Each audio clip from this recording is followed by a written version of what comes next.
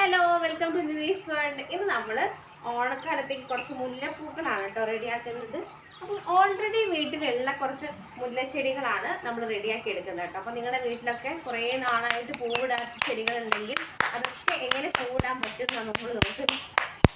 കുറച്ച് ചെടികൾ ഇപ്പം നമ്മൾ പോട്ടിലല്ല നിലത്താണ് നട്ടതെങ്കിലും കുഴപ്പമൊന്നുമില്ല, നമുക്കതൊക്കെ റെഡിയാക്കി എടുക്കാം. കാരണം നമ്മൾ മണ്ണിൽ തന്നെ നമുക്ക് ഈ പറയുന്ന പോലെ വളം ചെയ്യുക, അതുപോലെ തന്നെ നമ്മളൊരു സ്പെഷ്യൽ ഇൻഗ്രീഡിയൻറ്റ് ആഡ് ചെയ്യുന്നുണ്ട് പെട്ടെന്ന് ഫ്ലവറിങ്ങിന് വേണ്ടി, അതൊക്കെ ചെയ്ത് കൊടുത്താൽ മതി. അതുകൊണ്ട് ഞാനിപ്പോൾ നട്ടിട്ടുള്ളതൊക്കെ പോട്ടുകളിലാണ്. അപ്പം എൻ്റെ കയ്യിൽ ഒരു 6 ചട്ടിയുണ്ട്.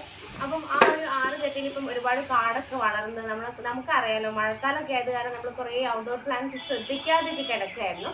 നമ്മൾ ഫസ്റ്റ് ടൈം ചെയ്യേണ്ടത് നമ്മൾ ക്ലീൻ ആക്കി എടുക്കുക എന്നുള്ളതാണ്. പോട്ടിലുള്ള നമുക്ക് ആവശ്യമില്ലാത്ത ചെടികളൊക്കെ അതിന് പറിച്ച് മാറ്റിയെടുക്കുക.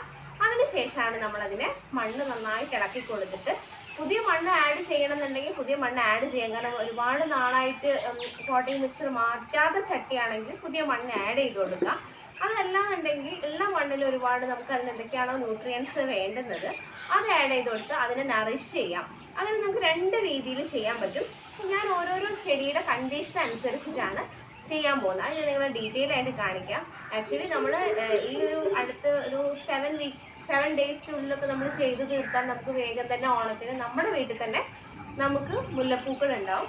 ഞാൻ വിഷുവിന് കണി വയ്ക്കാൻ വേണ്ടി കൃഷ്ണന് മാല കെട്ടാൻ നമുക്ക് ആ സമയമാകുമ്പോൾ നന്നായിട്ട് പൂവ് കിട്ടിയിരുന്നു കേട്ടോ. ഇപ്പോഴും ചെറുതായിട്ട് പൂവ് ഉണ്ടാവുന്നുണ്ട്, പക്ഷെ നമ്മൾ ശ്രദ്ധിക്കാത്തത് കൊണ്ട് തന്നെ വളം കുറവാണ്. അപ്പോൾ ഒരുപാട് പൂക്കൾ ഉണ്ടാവില്ലല്ലോ.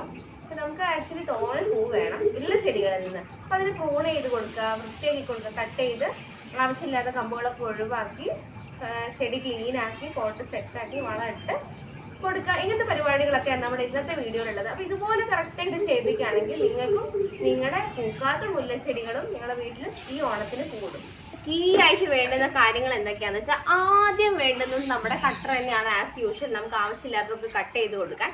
പിന്നെ ഇതുപോലെ തന്നെ ഒരു കത്തിയോ മൺപാന്തിയോ വേണം. കാരണം അതിന് നമുക്ക് ആവശ്യമില്ലാത്ത കാട്ടുചെടികളൊക്കെ റൂട്ടിൽ നിന്ന് നമുക്ക് എടുത്ത് ഒഴിവാക്കിയെടുക്കണം. കട്ട് ചെയ്ത് ഒഴിവാക്കിയാൽ പോരാ. അത് പിന്നെയും നമ്മൾ വളപ്പെടുമ്പോൾ നമ്മുടെ ചെടീനേക്കാളും പെട്ടെന്ന് എന്ത് ചെയ്യും, ആ കാട്ടുചെടികളായിരിക്കും വളരുക. അപ്പോൾ അതിനൊക്കെ റൂട്ടിൽ നിന്ന് ഒഴിവാക്കി പിന്നെ നമ്മൾ ഇതുപോലെ തന്നെ മണ്ണ് നന്നായിട്ട് ഇളക്കി കൊടുക്കുക.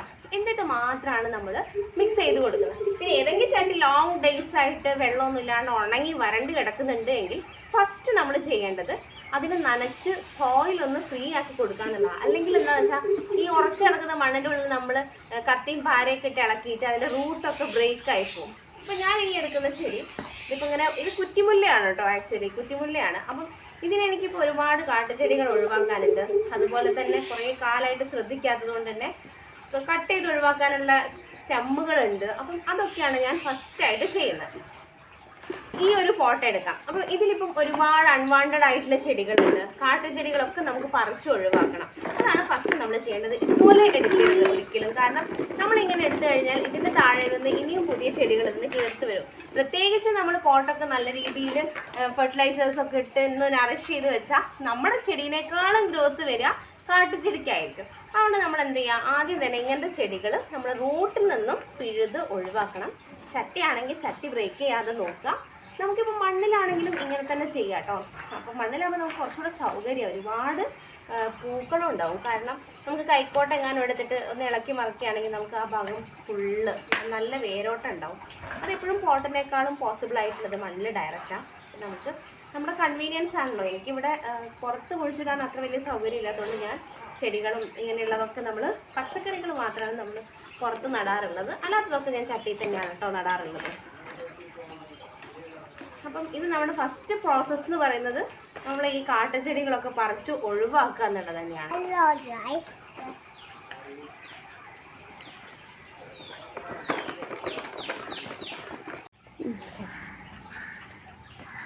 ഞാൻ ഇവിടെ എടുക്കുന്നത് എല്ലുപൊടിയും ബയോമീലാണ് എടുക്കുന്നത്. ബയോമീലാകുമ്പോൾ ഓൾറെഡി ഇതിൽ എല്ലുപൊടി ഫോസ്ഫറസ് എല്ലാം ഉണ്ടാവും.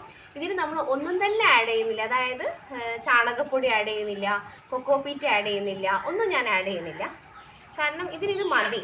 ഓൾറെഡി നമ്മുടെ പ്ലാന്റ് അത്യാവശ്യം നല്ല റൂട്ടഡ് ആയിട്ടുള്ള പ്ലാന്റ് ആണ്. പിന്നെ മുല്ലച്ചെടികളൊക്കെ എന്ന് പറഞ്ഞിട്ടുണ്ടെങ്കിൽ അത് അത്ര സെൻസിറ്റീവ് പ്ലാന്റ് അല്ല. അതിന് ഈർപ്പം അങ്ങനെ നിൽക്കണം, അല്ലെങ്കിൽ ഈർപ്പം കുറഞ്ഞു പോയതുകൊണ്ട് ഇഷ്യൂ ഉണ്ടാവും, അങ്ങനെയുള്ള പ്ലാന്റുകളല്ല. അപ്പം നമ്മൾ അതിനനുസരിച്ച് ഇപ്പം നിങ്ങളുടെ കയ്യിൽ ഫാക്ടംബേഴ്സോ പൊട്ടാഷോ എന്തെങ്കിലും ഉണ്ടെങ്കിൽ അതൊക്കെ ഒരു പൊടി നിങ്ങൾക്ക് ഇട്ടുകൊടുക്കാം. പക്ഷെ പ്ലാന്റ് മെച്ചുവേർഡ് ആയതിനു ശേഷം, മെച്ചുവേർഡ് അല്ലാത്ത പ്ലാന്റ് ആണെങ്കിൽ അതൊന്നും ഇട്ടുകൊടുക്കരുത്. അതുപോലെ തന്നെ ക്വാണ്ടിറ്റി കൂടാൻ പാടില്ല, കുറച്ച് ഇട്ട് കൊടുത്താൽ മതി. പിന്നെ നമ്മൾ ഇതിലേക്ക് ഒരു ഇൻഗ്രീഡിയൻറ്റും കൂടെ ചേർക്കുന്നുണ്ട് പെട്ടെന്ന് ഫ്ലവറിങ്ങിന് വേണ്ടിയിട്ട്. അത് നമ്മൾ ഇതൊക്കെ ചെയ്ത് ലാസ്റ്റാണ് കേട്ടോ നമ്മൾ ഇട്ട് കൊടുക്കുന്നത്. ലാസ്റ്റ് ഇട്ട് കൊടുത്താൽ മതി, അതിന് മുന്നേ ആയിട്ട് ഇട്ട് കൊടുക്കണ്ട. ഇതിപ്പോൾ ഞാൻ നല്ല രീതിയിൽ റിച്ചായിട്ട് പുതിയ സോയിലും അതുപോലെ തന്നെ നമ്മുടെ ബയോമീലും കൂടെ നന്നായിട്ട് മിക്സ് ചെയ്തിട്ടാണ്. ഇതൊന്നും എനിക്ക് കുറച്ച് സോയിൽ എടുക്കാം, കാരണം ഈ സോയിലും ഹെൽത്തിയാണ്, ഇതിൻ്റെ കളറൊന്നും ഫെയ്ഡായിട്ടില്ല. പിന്നെ അതുപോലെ തന്നെ ഒരുപാട് നാളായിട്ടില്ല ഞാൻ ആക്ച്വലി ഇതൊന്നും മാറ്റിയിട്ട്. ഞാൻ ഈ ഓണത്തിന് എനിക്ക് പൂ വേണം എന്നുള്ളത് കൊണ്ട് ഒന്നും കൂടെ അടുത്ത അഴിച്ചു പണിയാമെന്ന് വിചാരിച്ചാണ് കേട്ടോ. അപ്പോൾ ഞാൻ അതുകൊണ്ട് തന്നെ ഈ മണ്ണ് ഞാൻ ഒഴിവാക്കുന്നില്ല, ഈ മണ്ണിനെ ഞാൻ ഒന്നും കൂടി യൂസ് ചെയ്യാം. കാരണം മണ്ണിനോട് ആക്ച്വലി കുറച്ച് ക്ഷാമമുണ്ട്. ഞാൻ ഗാർഡൻ സോയിൽ പുറത്തുനിന്ന് വാങ്ങിക്കൊണ്ടുവരാറ്. ഇവിടുത്തെ മണ്ണ് ഭയങ്കര കല്ലായത് കാരണം. അപ്പോൾ ആക്ച്വലി ഇവിടെ കുറച്ച് നാളായതുകൊണ്ട് പൊടിഞ്ഞൊക്കെ റെഡിയായി വരുന്നുണ്ട്. എന്നാലും മണ്ണിന് കുറച്ച് ക്ഷാമം തന്നെയാണ്.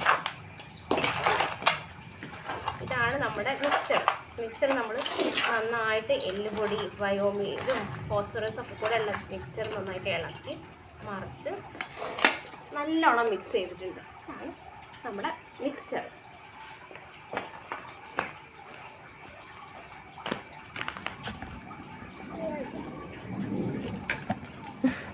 മിക്സ് ഇവിടെ എന്തോ എടുത്തുകൊണ്ടൊന്ന് കാണിക്കുന്നുണ്ട് കേട്ടോ. ഇങ്ങനെയാണ് കേട്ടോ നമ്മൾ മിക്സ് ചെയ്ത് കഴിഞ്ഞാൽ ഈ മിക്സ്ചർ ഉണ്ടാവും. ഇതിൽ കാര്യമായിട്ട് ബയോമീലും സോയിലും മാത്രമേ ഉള്ളൂ. ഇത് തന്നെ എടുത്ത കുറച്ച് സോയിലാണ്, നമ്മൾ തിരിച്ച് അതിലേക്ക് തന്നെയാണ് അത് ഫില്ല് ചെയ്ത് കൊടുക്കുന്നത്.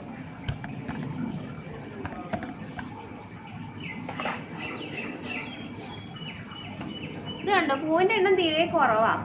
കാരണം എന്താ വെച്ചാൽ നമ്മൾ നന്നായിട്ട് മെയിൻറ്റെയിൻ ചെയ്യാത്തത് കൊണ്ടാണ്. മഴയായതുകൊണ്ട് മെയിൻറ്റെയിൻ ചെയ്തിട്ടും കാര്യമില്ലായിരുന്നല്ലോ, വളമൊക്കെ പോവല്ലോ. ഔട്ട്ഡോർ പ്ലാന്റ്സ് ആക്ച്വലി 0 തുടങ്ങണം. നമുക്ക് കാണിച്ചു തരുന്നുണ്ട് എല്ലാവർക്കും പൂവ് അല്ലേ ചോ.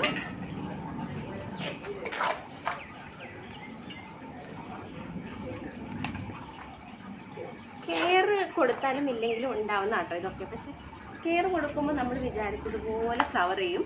നമ്മൾ തീരെ കെയർ കൊടുക്കാതെ അതുണ്ടാവുമ്പോൾ അത് അതിൽ കിട്ടുന്ന വളത്തിൻ്റെ അവൈലബിലിറ്റി അനുസരിച്ചിട്ട് അത് പൂവുണ്ടാവും. ചില ആളുകൾ പറയില്ല ഞാൻ തീരെ നോക്കാറില്ല എന്നാലും നന്നായിട്ട് പൂവുണ്ടാവും.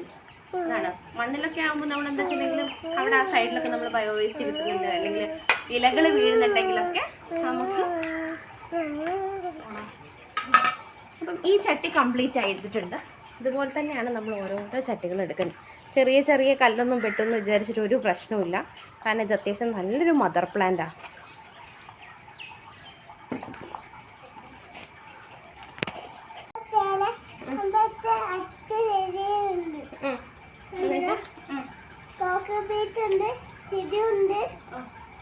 പിന്നെ എന്താ ഉള്ളേ?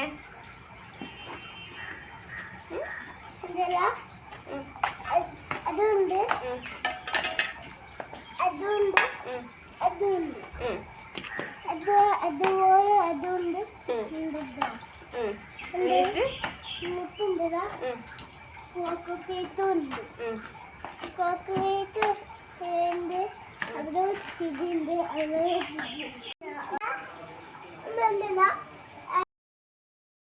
നമ്മൾ ബയോമീൽ ഓൾറെഡി ആഡ് ചെയ്ത് കഴിഞ്ഞു. ഇനി നമ്മൾ ആഡ് ചെയ്യാൻ പോകുന്നത് ഇത് DAP ആണ് കേട്ടോ, ഡയമൈൻ ഫോസ്ഫേറ്റ് ആണ്.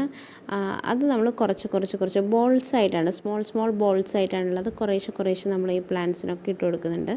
കാരണം നമ്മൾ ഓൾറെഡി മണ്ണൊക്കെ ലൂസാക്കി ഒക്കെ സെറ്റാക്കി വെച്ചതാണ്. അപ്പോൾ വളമൊക്കെ ഇട്ട് ഇനി DAP ആണ് ശരിക്കും നമുക്ക് ആ ഒരു ഫ്ലവറിങ്ങിന് ഫങ്ഷൻ ചെയ്യുന്നത്. അപ്പോൾ ഞാനിപ്പോൾ കുറച്ച് പോട്ട്സ് റെഡിയാക്കി വെച്ചിട്ടുണ്ട്. അതിനൊക്കെ റൂട്ടുള്ളതാണ് കേട്ടോ പ്ലാന്റ്സൊക്കെ, മുല്ലപ്പൂവൻ.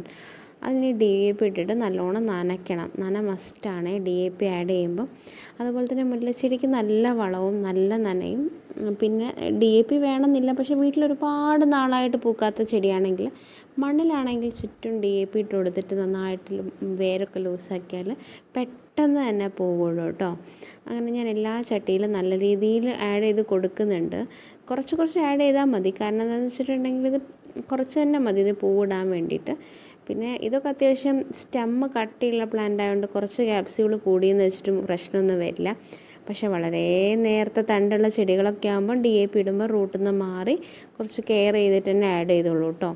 ഇതിപ്പോൾ നമ്മളിപ്പം എല്ലാ പ്ലാന്റ്സും സെറ്റാക്കി വെച്ച് ഇനി നമ്മൾ നന്നായിട്ട് നനച്ച പ്ലാന്റ്സിന് നല്ല ചട്ടിയൊക്കെ എടുത്തിട്ട് നമ്മൾ കോർണറിൽ മുറ്റത്തിൻ്റെ കോർണറിൽ കൊണ്ടുവയ്ക്കുകയാണ്. ഇൻ്റർലോക്കൊക്കെ ഇപ്പോൾ ആകെ ചീത്തയായി കിടക്കുകയാണ്. മരക്കഷ്ണങ്ങളും ഒക്കെ ആയിട്ട് ഒക്കെ നമ്മൾ നല്ല വെയിൽ നോക്കി ഓരോരോ പോർഷനായിട്ടൊക്കെ നീറ്റ് ക്ലീനാക്കി കൊണ്ടുവരുന്നത്. അമ്മനെന്തിനാ പറയുന്നത്? നമുക്കത് ക്ലീനാക്കാൻ ഭയങ്കര ബുദ്ധിമുട്ടാണ്. അപ്പോൾ താങ്ക് യു ഫോർ വാച്ചിങ്.